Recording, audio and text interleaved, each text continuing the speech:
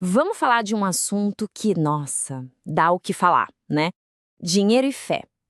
Parece que são dois temas que sempre geram uma confusão danada, um monte de opiniões divididas. A sensação é que muito do que a gente ouve por aí, em contextos de fé, soa meio distorcido. Então a ideia aqui é tentar entender isso um pouco melhor. Geralmente, a gente vê dois extremos bem claros. De um lado, tem aquela ideia de que ser pobre é quase um sinônimo de ser santo, sabe? Como se a falta de dinheiro agradasse a Deus. E do outro lado, o extremo oposto. Aquela visão que trata a fé como se fosse um caixa eletrônico divino. Você faz um depósito, aperta os botões da oração e pronto, a riqueza tem que sair. As duas visões parecem meio incompletas, para dizer o mínimo. Então, a gente fica no meio disso tudo se perguntando, tá, mas e a Bíblia? Para além dessas caricaturas, o que é que as escrituras ensinam de verdade sobre prosperidade? A resposta, olha, pode ser bem mais ampla e profunda do que a gente imagina. E o ponto de partida, a chave para desembolar tudo isso, é primeiro redefinir o que a gente entende pela palavra prosperidade. Porque o centro do debate não é sobre ter ou não ter dinheiro, mas sobre o que realmente significa prosperar de uma perspectiva bíblica. E aqui entra uma palavra hebraica fundamental, shalom. Muita gente traduz só como paz, mas é muito, muito mais que isso. Shalom fala de plenitude, de um bem-estar completo, de não faltar nada que é essencial. É uma harmonia que conecta tudo: a alma, a saúde, os relacionamentos, o propósito de vida e, sim, os recursos materiais também.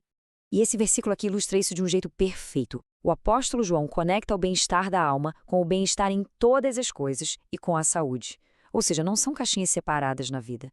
É uma visão integrada, onde o espiritual, o físico e o material andam de mãos dadas.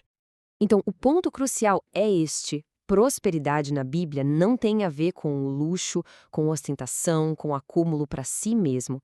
O foco é ter o suficiente, e até mais do que o suficiente, mas com um objetivo muito claro: cumprir um propósito maior, ser um canal para abençoar outras pessoas e viver livre daquela ansiedade financeira. Ok, com essa nova definição em mente, a próxima pergunta é lógica, né? De onde vem essa prosperidade? E, talvez mais importante ainda, para que ela serve? Vamos mergulhar nisso agora. Olha que interessante. Desde lá do Antigo Testamento, a mensagem já era bem clara. A capacidade de gerar recursos, de trabalhar, de produzir, isso não é visto como algo ruim, um pecado a ser evitado. Pelo contrário, é um dom. E a fonte dessa habilidade é o próprio Deus. E a consequência de pensar assim é gigantesca. Porque se a capacidade de prosperar vem de Deus, então ela não pode ser um fim em si mesma, né? Ela existe por um motivo, um propósito que vai muito além do nosso próprio conforto ou da nossa segurança pessoal. E aqui está o propósito, revelado com todas as letras. A razão para ter abundância não é o acúmulo, é o transbordamento. A ideia é ter o suficiente para poder ser generoso, para poder transbordar em boas obras, ajudando quem precisa, apoiando causas justas. Essa imagem aqui resume tudo de uma forma muito poderosa. A visão bíblica não é sobre se tornar um grande reservatório que só acumula, acumula e acumula. A ideia é ser um canal, um duto por onde os recursos fluem para abençoar o mundo ao redor. O foco muda completamente do ter para o administrar e distribuir. Mas calma aí. Para a gente não cair um outro extremo e criar uma nova distorção, é fundamental olhar o outro lado da moeda. A Bíblia também é muito, muito clara sobre os perigos que a riqueza pode trazer. Ignorar isso seria um erro enorme. A fala de Jesus aqui nossa, é direta, sem rodeios, não deixa espaço para interpretação.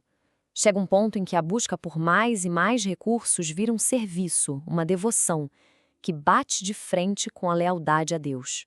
A pergunta é: quem ou o que está sendo servido? E é aí que a gente chega no coração do assunto. O grande alerta da Bíblia não é contra o dinheiro em si, é contra a idolatria do dinheiro. A questão não é o saldo da conta bancária, mas o que está ocupando o trono do coração. Esse outro versículo, então, é de uma precisão cirúrgica. E é importante notar o detalhe. Não diz o dinheiro é a raiz, mas sim o amor ao dinheiro.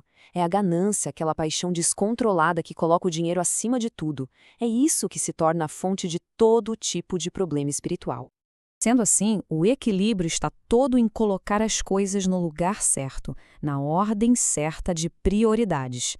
A busca principal, o foco número 1, deve ser o reino de Deus e a sua justiça.